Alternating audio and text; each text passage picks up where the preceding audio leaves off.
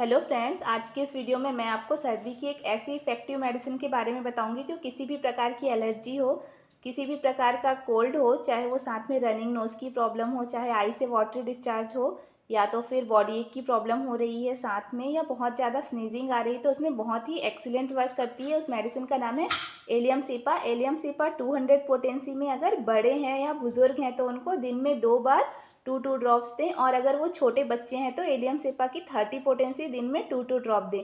बहुत ही अच्छा रिजल्ट देती है एलियम सिपा। एलियम सिपा सर्दी के लिए एक्सीलेंट रेमेडी है।